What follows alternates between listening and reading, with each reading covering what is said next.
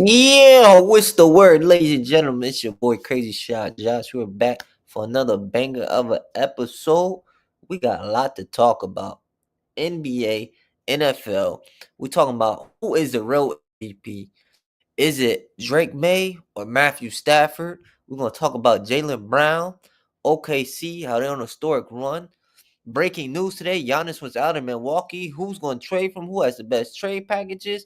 Chris Paul gets waived. It was a crazy, crazy day and weekend.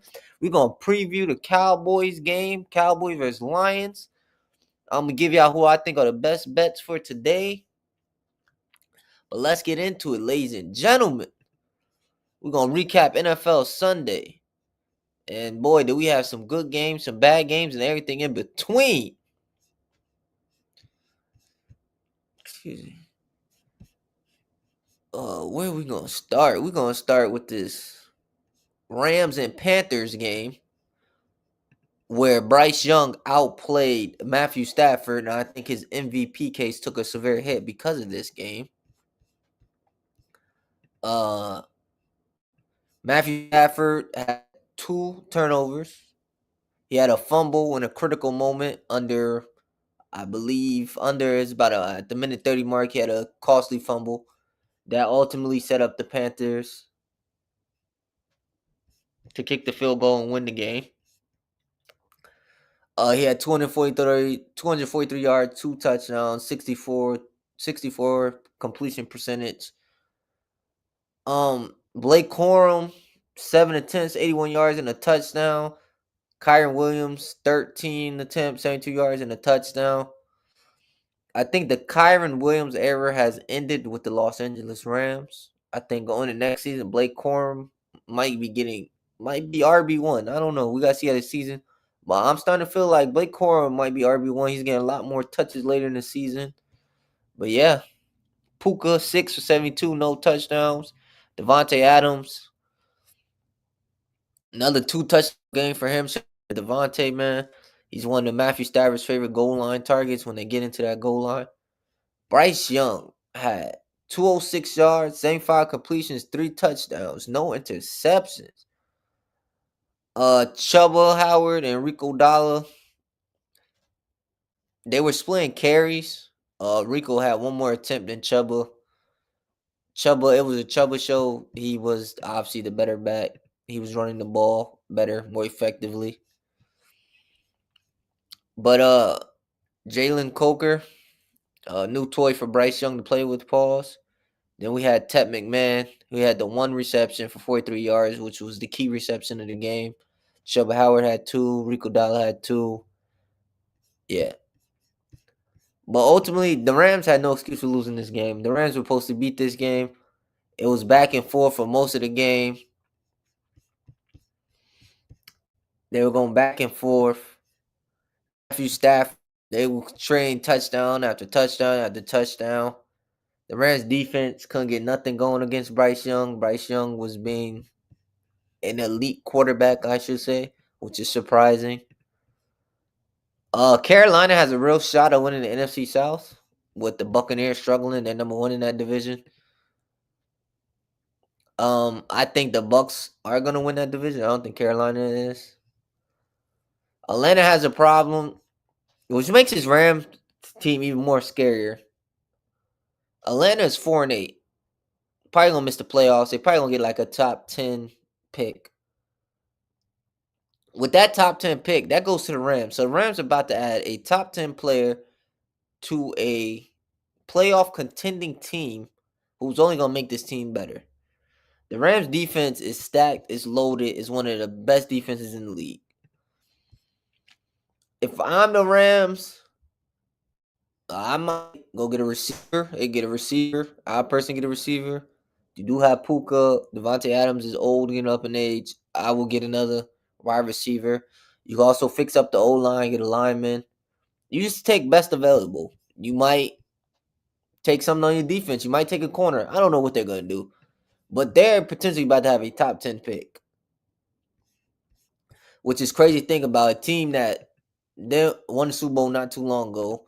On top of them winning the Super Bowl not too long ago, they're a playoff team. They're a team that's gonna make the playoffs, always in playoff contention. And with the NFL being in the parity it is right now, there is no Super Bowl favorite, as we know. There is no team that you clearly say is definitively the Super Bowl team. Every team got its strength and they got weaknesses, and we just going through the motion, seeing who's gonna be better than who. Another game, the Browns and Niners. Y'all gonna have to get Shador some help, man. The Browns were doing Browns things per usual. There's no way that they, with a banged up secondary, a banged up defense, their whole team, their best linebacker, pass rusher, all hurt. Their whole defense is banged up, basically. I'm not blaming this game on Shador that much. In ultimate reality, this team is just bad. That O line is not good at all. It's mucho galante basura. Besides that defense, they don't have anything. You do got a running back in Junkins and Quishon Junkins. That you drafted a rookie running back, and you got Dylan Sampson. One of the bright spots on this team is Harold Fanning, the tight end they took. He was a later round pick. Uh, Jerry Judy is your wide receiver one. You barely use Isaiah Bond. I mean, this team is just horrible on the offense side of the ball. All you got is Shador with basically no weapons, no good weapons. Out here getting bottled up by a banged up 49ers defense. I mean, the defense did stop the run for the most part. Christian McCaffrey only had 53 yards off of 20 attempts. He's averaging almost 3 yards a carry. George Kittle, they had no answer for George Kittle. Jawan Jennings had no answer for him either. I don't know Ricky Parcells and number. Their offense is very weird. The Niners, as you know, is a West Coast scheme, so that means they like to open it up. Pause. So most of everything comes through Christian McCaffrey and George Kittle. That's how they run their offense. But this was just an ugly game. I thought the Browns had a fair shot at winning this game, but yeah, I lied. It didn't go as I thought it would go. The Browns doing Browns things. 8 points. They scored 8 touchdowns. That's all they had all game. I just the Browns doing Browns things.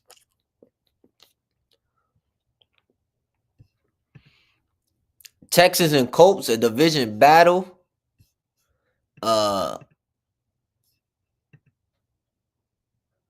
Their division battle. Daniel Jones did not look too good in this game. He looked at very pedestrian. Jonathan Taylor got bottled up to an extent. We're used to him running for over 100 yards. He had 85 yards. He's averaging 4 per carry. Alex Pierce, 478 touchdown. Josh Downs 2 for 44. Tyler Warren 3 for 22 and a tutty. Michael Pittman 1 for 13. CJ Stroud outplayed Daniel Jones. Woody Marks didn't get much going on the ground. He had 19 for 64, and he had a fumble. They had no answer for Nico Collins. 5 targets, 98 yards.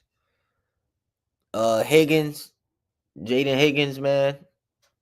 He was looking good out there. Pause. 5 for 65 yards. Don't Schultz, 7 for 55. Yeah, basically, Houston Texans were getting whatever they want, whatever they wanted. This was a division battle, and this AFC South is a crazy division. Jacksonville and Indiana are basically right behind each other. I'm pretty sure that's gonna come down to them playing each other in division game. Who takes this division?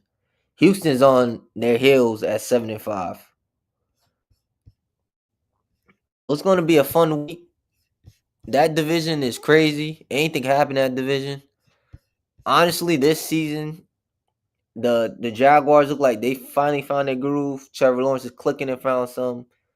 Houston might have the best pass rush defense in the league, and it's not close. And then you got Indiana, the Colts doing the Colts things. Daniel Jones is playing for a max contract, and I think he deserves it after what he's doing this season. Uh, I told people he wasn't as bad as I think he is. He just was in a crappy situation with the Giants, as we all know. But Daniel Jones been balling this season for the most part. He's been a top 5 quarterback this season. The Saints beat the Dolphins. The Saints lose to the Dolphins.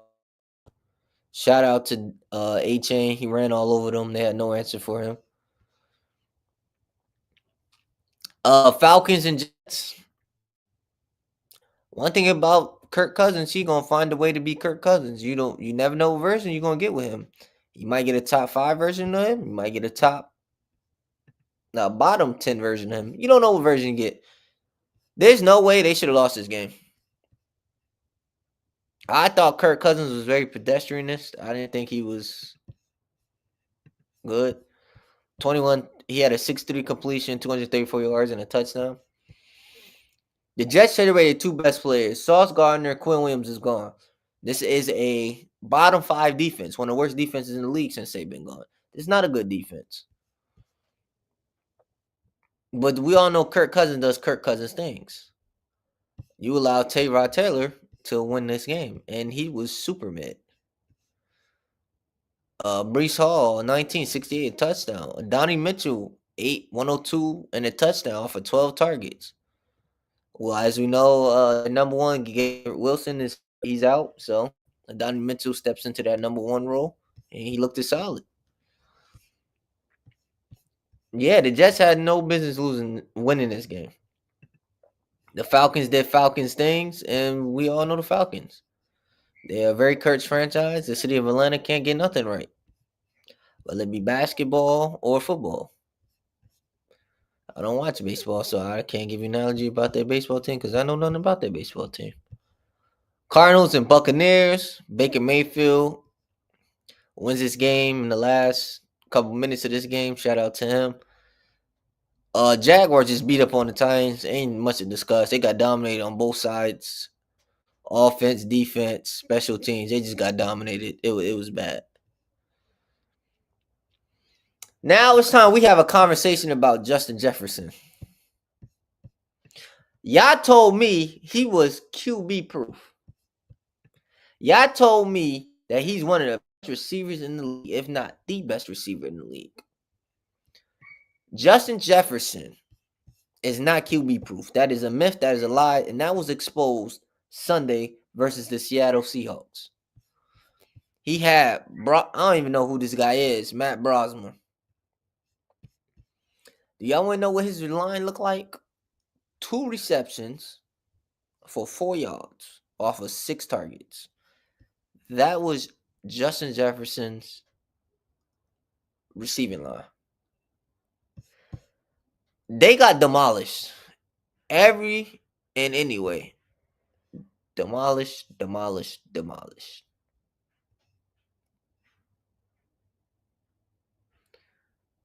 Eric Wilson, I believe that's his name, was targeted at 8. No, that's wrong. Wrong stat. But anyways, they were dominated. Offense, defense, special teams. They couldn't get nothing going.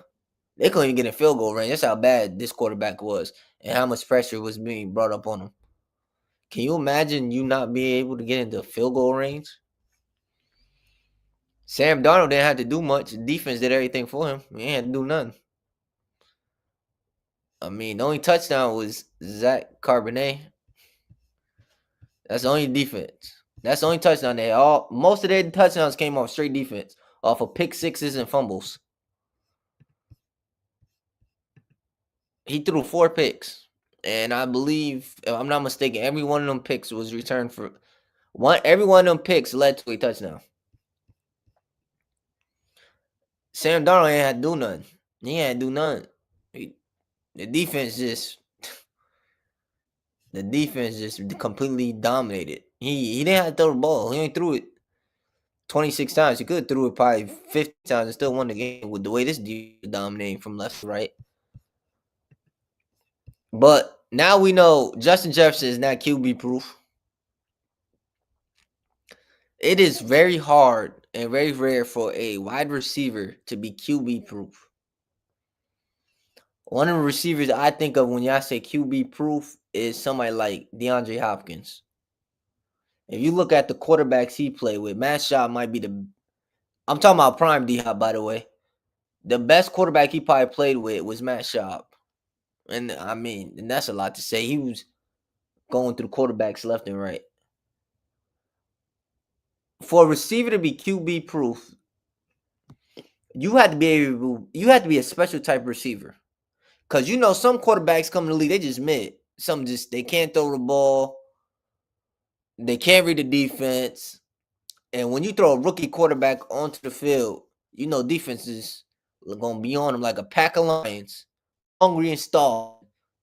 See what I'm saying? It's being a wide receiver that's QB proof is very rare in this league. It's very rare. For you to say a wide receiver is QB proof, you will have to see him play through many quarterbacks throwing him the ball, and they have to be some of the most mucho caliente basura QBs you ever seen in your life. Jamar Chase is one of them guys who's produced with backups, but he's in a high-powered offense, so there's that. I'm trying to think of other wide receiver ones that played. Most of the elite wide receivers all played with good quarterbacks or great quarterbacks in their career. But yeah, Justin Jefferson's not QB proof. We had to stop that lie and narrative because he just proved that he ain't QB proof. Is he still an elite wide receiver? Oh, I'm not saying he ain't. I'm just saying he's not on certain tiers of. When we talking about the best wide receiver in the league, it gets very complicated quickly. There's a lot of factors to throw in there. You need constant production. I think you need constant production. You also need to prove that no matter what quarterback is with you, you can produce at an elite level. I don't think there's a clear-cut best wide receiver in the league right now. I think it's a conversation. Be at least 3 to 4 guys, 5 at the max. But yeah, they just got obliterated. The Raiders got obliterated.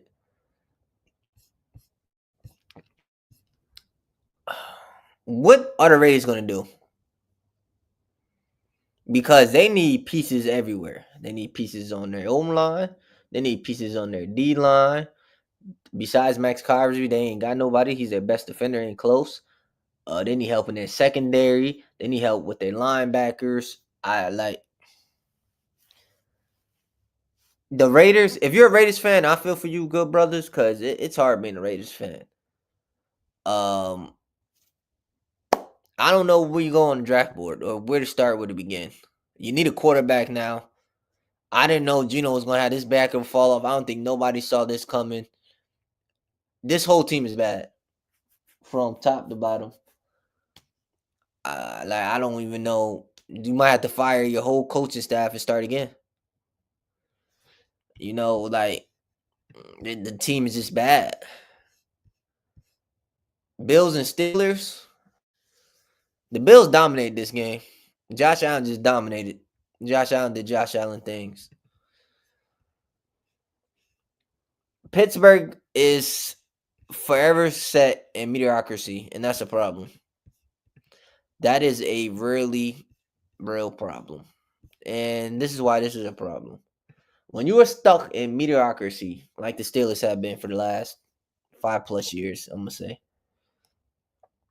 you're never gonna be bad enough to get a high draft pick, to get a life changing quarterback or receiver. Mediocrity is the worst place to be in sports because you're in this spot where you can't elevate or de-elevate. You're just stuck in the middle of the pack. It's either you're going to be a really good team or a really bad team. You can't be the in-between team. That's a team that's still somehow sneaking into the playoffs, still making wild cards, but your team is not as good as it should be. You have DK Metcalf. DK Metcalf is an okay route runner. I'll give him average, and I'm being nice with that. He's really just a big body receiver just for go balls. Pause. Just run streaks all day. Maybe run a slant here and there. That's all he's good for. But the Steelers don't have a solidified number 2. It's supposed to be Roman Wilson. He's not developing, I think, like he should. But when you have DK Metcalf, teams are scheming on DK, and there's nobody that can take the pressure off of DK on that field. You don't have nothing else that's elite. If you're a defensive coordinator, I'm just going to take away DK Metcalf. You could have Jalen Warren run all over me, sure, whatever. But I'm not scared of Jalen Warren either. He's not somebody I'm scared of. Aaron Rodgers was abysmal, if you ask me. 10 for 21, 117 yards with under 50 completion. Jalen Warren had 10 for 35 and a touchdown. Your best receiver was Darnell Washington, who is a tight end. DK 3 for 32 yards. You don't have a true number 2 wide receiver, and when you don't have a true number 2, and if I'm ranking all the number 1 wide receivers, DK Metcalf might be in the middle of the pack to the bottom of the pack, to the bottom of the tiers. Well, what recipe you cooking? It's like you give me a recipe to cook something, but I don't got all the ingredients. I'm supposed to be baking this cake, basically, but I don't got the ingredients. I don't got the sugar and the flour. And you telling me, you know what? You don't need that. Figure it out. No, that's not how life works. I need the right ingredients. You bring in Aaron Rodgers, who's old as dirt. The Steelers' biggest problem is at their quarterback. I'm just going to say it. And because you're never going to be bad enough to where you could draft a high quarterback, will get one of the creme la creme of the quarterbacks, you're stuck in this mediocrity position. Mike Tomlin is overrated as a head coach. That he never had a losing record, that's cool, no. But can somebody tell you last time he went to the Super Bowl? Matter of fact, can you tell you last time there's still been an AFC championship game? I'll wait. Oh, okay. I don't. Josh Allen, 123 yards, a touchdown and a pick, 65 completion. I'm gonna be honest with y'all. Josh Allen had to do nothing. When you allow James Cook to come in your crib and run for almost $150 on you, 144 for 32 carries, which is insane, averaging almost 5 yards a carry. You allow Ray Davis off of 9 attempts get 62 yards. By the way, the Buffalo Bills broke the record for the most rushing yards in Pittsburgh Steelers arena history. And this is the most rushing yards. They gave up 249. That's the most they ever gave up. And we're talking about a defensive team. The Steelers are built, as we know, the Steelers built their team around defense. They've been doing it for years. That's the one position they take there. Excuse me. Hang their hat on is fixing the defense. They lost 26-7. All they got is one touchdown the whole game. They ain't see the end zone or red zone for the rest of the game. If you're a Steelers fan, I feel bad for you. You're just stuck in mediocrity for all eternity at this point. I think the best course action for the Steelers, fire Mike Tomlin, even though they don't never get rid of head coaches. I believe in their history, they only had 3 head coaches. They just keep their coaches forever. But it's time to put Mike Tomlin on that hot seat. It might be time to go a different direction. The NFL is changing, and if you don't adapt to change, you get left behind. And it is what it is. Broncos and Commanders. First of all, the Broncos is a fraudulent team in the AFC. I'm telling you that right now. Cause Bo Nix is giving me Kirk Cousin vibes. Like it's Bo Nix does enough to win the game. That's literally what he does. He's average. He does enough to win the game. When you have an elite defense, a top 2 defense in the league, top 3 defense in the league, you don't have to do much with a game manager. And you losing to the Commanders in overtime is insane. Like the Commanders overtime, like you clearly a better team, but you over here fighting for your life against the Commanders. Bo Nix is the ultimate game manager. He does enough to win. That's what it comes down to. He literally does enough to win. But this team is fraudulent. It's a fraudulent 10-2 team. Bo Nix had 321 yards, a touchdown, interception. RJ Harvey, the rookie, had 13 attempts, 35 yards, 2 tutties. Evan Ingram, 6 for 79 off of 9 targets. Carlos Sutton. Cortland Sutton, 562, a touchdown for 6 targets. Week to week, I don't know who his number 1 wide receiver is. If you watch the Broncos play football, sometimes Troy Franklin is number 1, and then it goes to Cortland Sutton. He goes back and forth. Sometimes Evan Ingram is even the number 1 wide receiver in there. He switches up his who's the number 1. Because Evan Ingram had 9 targets. Son has 6. Pat Bryant has 7. The rookie Pat Bryant. And then Troy Franklin had 3. Yeah, we never know who's number 1. He spreads the ball around. Sometimes it's weird with their offense. But like Marcus Mariota,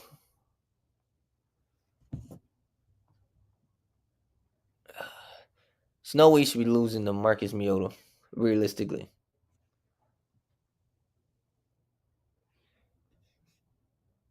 He threw 50 passes, complete 28, 204 yards, 56 completion, 2 touchdowns, a pick, and 2 sacks.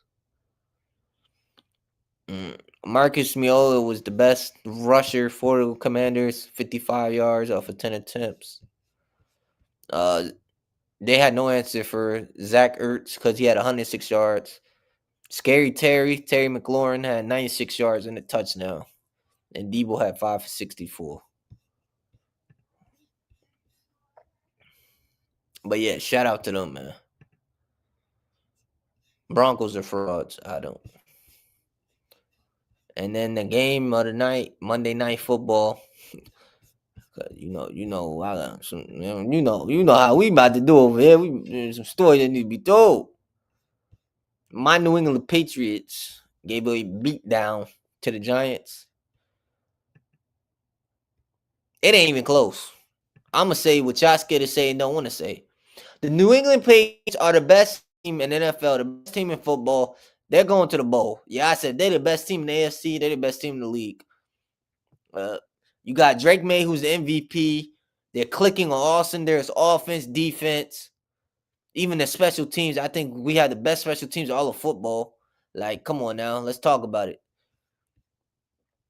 I mean, my man Drake Maye, 282 yards and 2 tutties and a 77.4 completion. Drake Maye is Tom Brady reincarnated. Hold on, it gets better. With Dan Marino, a hint of Dan Marino, with a pinch of Drew Brees. Drake Maye is the most accurate quarterback in the NFL. He throws one of the best deep balls in the NFL. Drake Maye is about to take over this league. In 2 to 3 years, he will be in that top 5 quarterback position. What he's doing with this Patriots team, with the pieces he has, is insane. And then he shares the ball. Keyshawn Butte, that's our deep threat right now. He finds him in the end zone. You got Stephon Diggs, a veteran wide receiver who knows how to get open. You got Hunter Henry, a great tight end, his security blanket. You have Ramondre Stevenson, excuse me, and Trayvon Henderson coming out the backfield. We just lost our left tackle. Will Campbell gets hurt. This Patriots team is the best team in all of football. It ain't close. I'm sorry. Drake Maye is the MVP. It ain't Matthew Stafford. You out there losing to the Panthers the way you did? Yeah, no. You can't tell me Drake Maye ain't the MVP. He's top 5 in yards. He's top 5 in completion percentage. He's top 5 in all the major statistical categories for a QB. And with him having Josh McDaniels, who's a horrible head coach, but an elite, I'm talking about one of the best OCs we ever seen in the history of the game. He has opened up this game so much for Drake Maye with the talent he has. The Patriots are hard to defend. They're clicking on all cylinders. The defense is there. The offense is clicking. The defense is clicking. The special teams is clicking. I can't wait to see this team in the playoffs, see what they do. Because it's going to be a very scary team to play. I mean, they clamp up. They know how to spread the ball. They have a balanced attack. Yeah, Patriots is the best team in all of football. Drake Maye's my MVP, ain't close. All right, we talked enough football. Let's get into this basketball talk, man. Oh, while we still on football talk, let me give you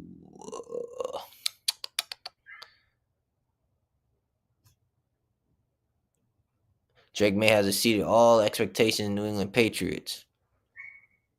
You mean to tell me that this team is the number 1 team in the AFC and has the potential to win the Super Bowl? Right now, they're currently number 1. They're making the playoffs. It's just a battle of can they keep the number 1 seed? But yeah. Today's game, we have no other than the Cowboys and Lions. I expect a high-scoring game between these two teams. Both teams is mucho caliente basura. I just think that Dallas they're hitting their stride. My Cowboys is also one of the best offenses in all of football this season, if not the best offense in all of football. I expect CeeDee Lamb to go off. I expect George Pickens to go off. Jamar Gibbs to go off. Jameson Williams, you don't know which version of J-Mo you're going to get. Are they going to include him in office, not include him in office? I don't know. Only the man upstairs can answer that question, and Dan Campbell. But, yeah. I'm taking my Cowboys all the way. I think they win, I'm going to say 27-30. Cowboys favor, of course. This is going to be a real interesting game. Because Dan Campbell likes to play a lot of cover 2 man, and CeeDee Lamb is gonna cook you, but George Pickens is definitely about to fry you up something different, hibachi style. You understand what I'm saying? I expect Dak to be Dak, but yeah, give me the Cowboys 27-30. Cowboys favor. When my Cowboys win this game and make the playoffs, I can tell you, I told y'all so, because I told y'all the Cowboys is making the playoffs. No, yeah, I probably thought I was a madman for saying that. But what was I doing? Let's go. Let's switch gears to the NBA. Some. because I want to bring your attention to something because a lot of y'all lied to me about something, and we need to talk about this. Let me get the stats up first. We love stats. They don't tell the whole story, but they tell us some of the story. You understand what I'm saying? They tell part of the story. We have a special guest on today. We're gonna talk about a special person today. We're gonna talk about Jaylen Brown this season. We don't care about that right now.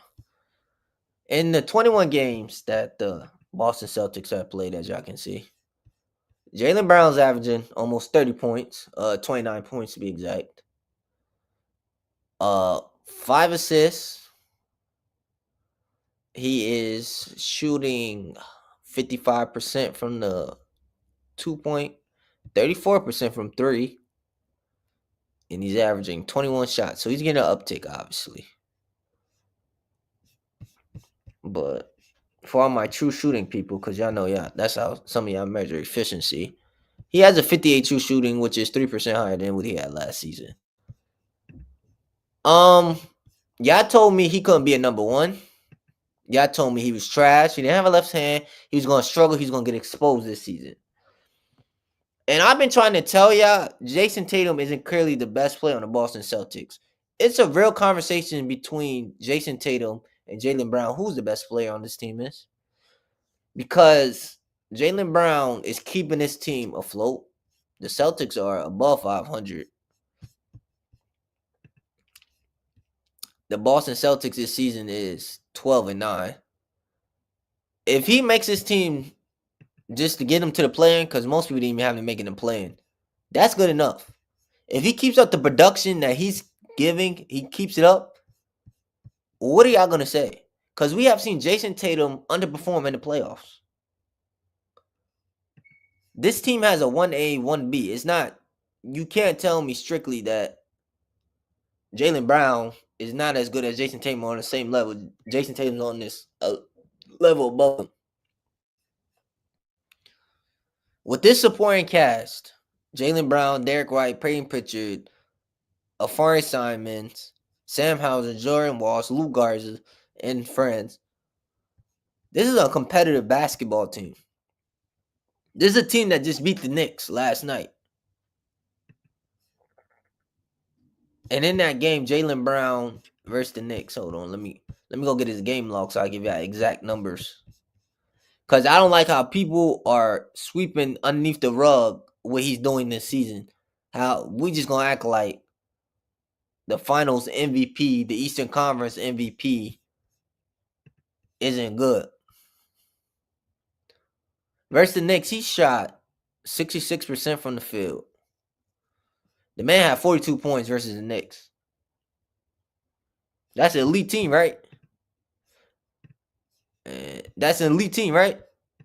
So I'm gonna do y'all one even better. I'm gonna tell you who was primary guarding him and who he's cooking the most of the game. I'm gonna do y'all one even better. Let me see. Let me go get the stats so we can see together. We're gonna turn this into a group project.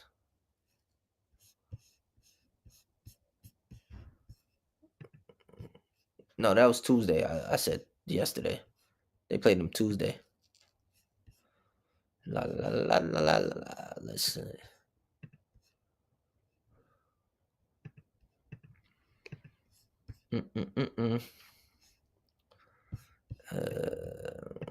Wrong thing. Let's go to Jaylen Brown. So his primary defender was Josh Hart. So let me bring up my screen once again. Shout out to the 8 people in the live. Appreciate y'all being in there. We're gonna watch a little film session real quick because I'm tired of people telling these lies. Liar, pants on fire, people. Let's look at Jaylen Brown real quick. Josh Hart was the primary defender on him. He Guarded him for 6 minutes and 48 seconds. With that, he scored 10 points on him. He had 2 turnovers. He shot 5 for 10, 50% from the field, 0 for 3 from 3. The next one was Anunoby. No, I'm sorry, I lied. Mikal Bridges. He guarded him for 3 minutes. He gave him 5 points, 66 from the field, 0 for 1 from 3.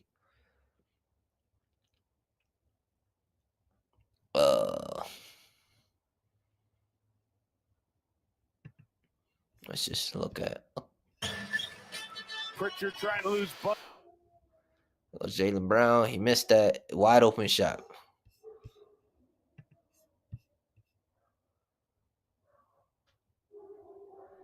Then again, basic wide open shot. He missed it. Let's see this shot. Oh, that's a tough lay. That was a nice move. Nice move. Then let's see here. Catch me outside. Oh, he missed it. It was a good shot. The shot was open for the most part. Uh-oh.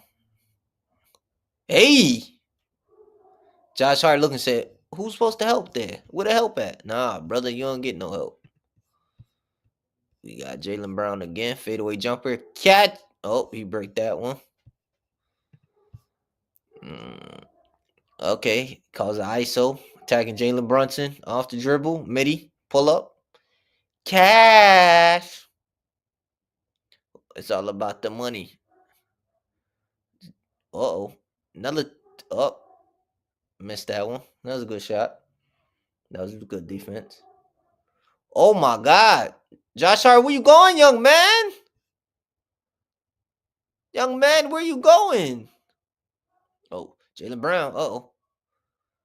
Hey, the 1-footer. Jaylen Brown, tell that man to guard you.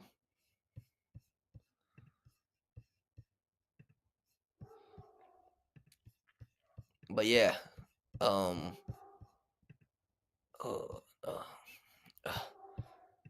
as you saw, he was cooking. He was frying. Let's see. Jaylen Brown, when he's a primary defender, who did he guard? Oh, wow. He's primary defender. He guarded Cat. Well, they run a switch heavy defense, but yeah, he basically guarded Cat for 2 minutes 49 seconds. Then Mikal Bridges. But anyways, I just want to show y'all how y'all disrespected the final MVP and Eastern Conference MVP. Like he couldn't carry this team. I'm not gonna say carry, but he couldn't contribute on this team. Y'all told me he struggle and get exposed. It looks like the opposite is happening. So we're gonna come back to this conversation. And I'm gonna tell y'all again, Jaylen Brown and Jason Tatum is on the same level. I would even say Jaylen Brown's better than Jason Tatum. I mean, if he takes his team to the play-in at least, he doesn't even have to win. Just take them to a play-in spot in the East. There's gonna be some uncomfortable conversations. Don't let him make the playoffs. Then it's really gonna get uncomfortable. It's gonna get boogeyman ugly. You understand what I'm saying? It's gonna get oogity boogity ugly. You feel me? But yeah. Let me stop that. Let's see what we got for today's show, man. Drake Maye's my MVP. Real quick, I just want to put this on screen real quick. While we still talking about Jaylen Brown. Share, yada, add the screen. Yeah, why we not talking about this? Jaylen Brown, 42 points against the Knicks, 4 rebounds, 6-7 from the field. Today, this is old. When they played Cleveland, he had a triple-double. Yeah, I ain't talking about that. And then he got the win. Swept that underneath the rug. Played Minnesota, had 41, 6-7. Empty stats game, but he did perform. Versus Detroit, 32, 10-5. Yeah, I swept that underneath the rug. November 23rd, 35, 4-8. It's time we put some respect on Jaylen Brown's name. I'm tired of the disrespect. They're like, yeah. Respect Jaylen Brown. He's him, all right? Yeah, coming on all these fake narratives. Um, Giannis wants out. And a lot of people think OKC should trade for him. And as an OKC fan, nah, I don't want that. No, I'll be honest with you. I don't like that at all. The only way I like this trade, the only way I would agree with this trade is one way and one way only. If some way, somehow, you could keep J Dub, if you could somehow find a way to keep J Dub, Chet, and SGA, if you keep your three core plays together, then I won't mind Giannis. Tell Giannis to come on down. But if you can't find a way for them three to stay together, I don't want this trade. But I'm thinking from Milwaukee's side. If I'm Milwaukee, what do? I ask for a player in their first round picks, or do I just take the first round picks straight up? So Clutch Points was saying that yeah, if Giannis trade doesn't work out before the February 5th deadline, the Bucks wait for the offseason trade him. If OKC doesn't win the title this year, Sam Presti offers a massive trade package to the Bucks. OKC has the most trade access in the league, and I believe Houston is number 2 in the league. They got as we all know, OKC has a lot of draft picks, and they got good young players. And this year, everything's going right. But honestly, realistically, I don't. And they might get 3 first round picks, so we might have 3 first round going into this year's draft. If I'm Sam Presti, I don't trade for Giannis. I keep the core as it is with all that talent. J Dub doesn't make an All NBA team because he's disqualified because he missed an injury, and because of him missing a max contract, you just save some money. Low key, that helped OKC in the long run because now he can't get like a super max, so that keeps the team in the second apron and keeps everything they're doing cheap. So now you're getting basically Jalen Williams, a superstar caliber player on a cheaper contract. So you could even keep your core together for longer. Chris Paul got waived. It's time for him to hang it up. Y'all told me, you know what? I am gonna be that nasty and disgusting. Pause. How y'all feel about Westbrook is how y'all should feel about Chris Paul. Because Westbrook still got a job. He's still employed by the Kings. Chris Paul just got waived from one of the worst organizations, one of the worst teams in the NBA. One of the worst teams in basketball right now. So what y'all was saying about how Westbrook needs to hang it up. Oh, he's on the decline.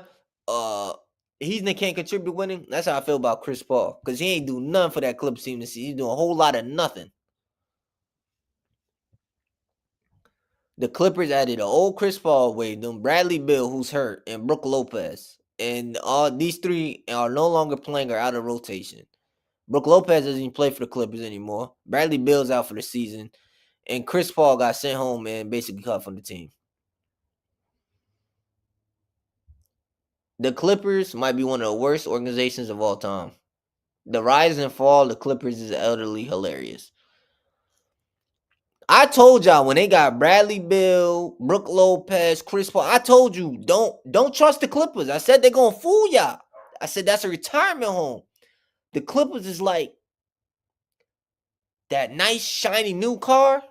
It looks nice, but the car got 300,000 miles on it. The engine barely work. It got all it's leaking gas. It's leaking transmission fluid. It's leaking antifreeze. But the car look good though. Y'all gotta stop falling for the Clippers. They make everything look good, but reality it's all trash. It's not what y'all think it is.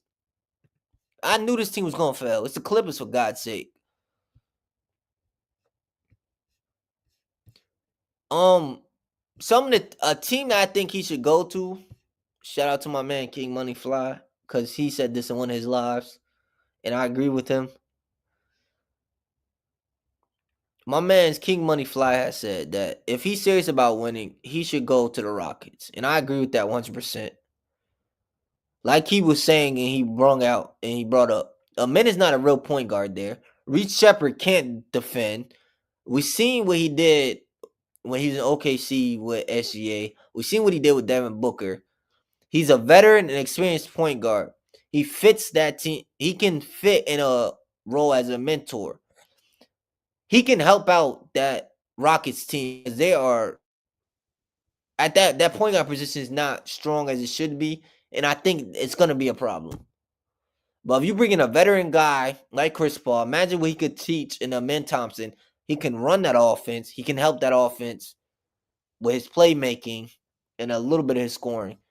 And he wouldn't have to even score much in that offense. He would just be a facilitator, basically, and playmaker. That would be his role on that team.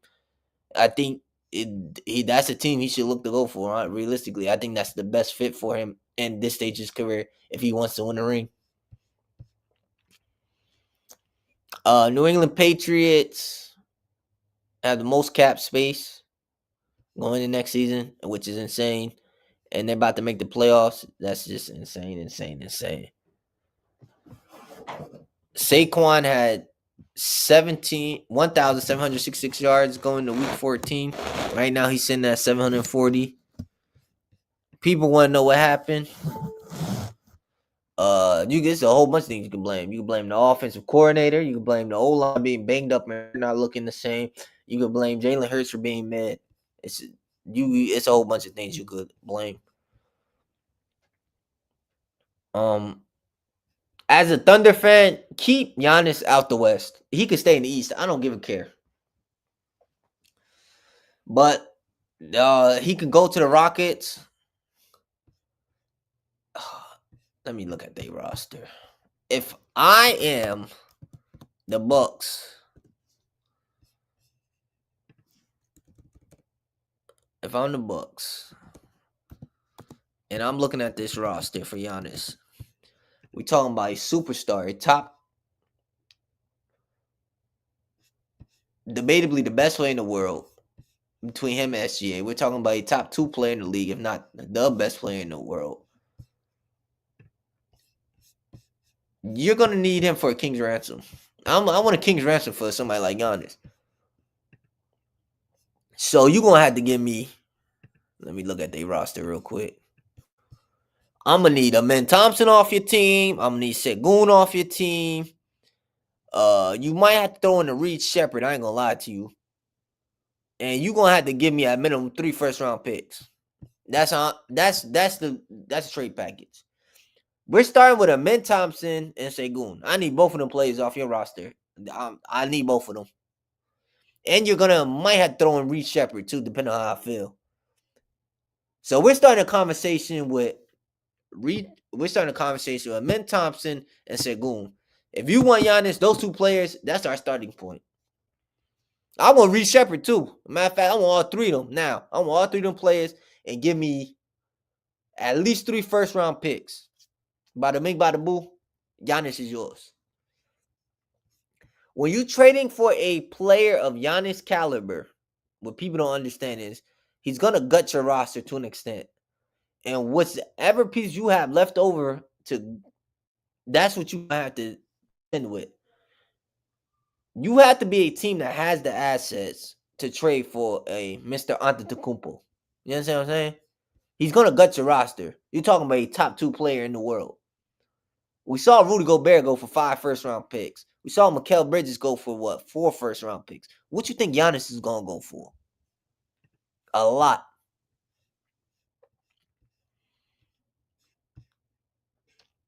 I don't know. It's hard to say who's going to. Yeah, it's just hard to say how this is going to all work out. I think Giannis should stay where he at, but hey, things happen. SGA has scored 20 plus points in 93 straight games. Guess who's that second to the man, the myth, the legend known as Wilt Chamberlain? Whenever you're in company with Wilt Chamberlain, you're an elite company. He has passed KD and James Harden and LeBron. SGA we're looking at a top 5 guard peak ever. If he goes back, win another MVP and a championship, averaging 30 plus points on elite efficiency, we're looking at potentially the second greatest guard scorer of all time, behind Michael Jordan ever. Uh, Obviously behind Michael Jordan. We're looking at, if he wins another championship as a man, win the MVP and the Finals MVP, this conversation is going to get very uncomfortable because he's over Steph. I'm talking about a guy who won 2 rings as a man, back-to-back MVPs, averaging one of the most efficient 30 balls we have ever seen since Michael Jordan. Yeah, that conversation between him and Steph is going to get real uncomfortable. I ain't going to lie to you. He might move into that top 10 range, respectfully. SGA has averaged 30 points in 17 Thunder's 21 games this season. Has scored 30 plus points, which is 81%. The only NBA history scored 30 plus points and 80% of their team's games this season are Wilt and Michael Jordan. Wilt did it 4 times, but you know, Wilt Chamberlain. Shy is going to history books as a scorer. Man, this man's something different. The Thunder are the 4th team in NBA history, win 21 of their 22 games. Can anybody stop them from getting their second title? No. The only team that can stop OKC is themselves. This might be the greatest defensive team we have ever seen. We have seen a lot of great and elite teams, but this Thunder team might be the most elite defense we ever seen. I think they could beat the KD Warriors. Yeah, I said it. I think realistically, this Thunder team can beat the KD Warriors. And can we talk about how, I don't know what this kick is, but Vegas made a call here. I don't know how I never seen a kicker do this. How you kick the dirt? How do you kick the dirt? Vegas made a call. Crazy work. More Drake Maye fun stats. He passed for 200 yards, and in the last 10 games, he passed for 200 plus yards, rushed for positive yards, thrown no more than 1 pick, averaged 8 plus yards per pass and won a game. No other QB has done that except for my GOAT, Drake Maye. My second GOAT, Drake Maye. Tom Brady's number 1, of course. This is the first time that we are 11-2, and the last time was 2016. And guess what did we do there?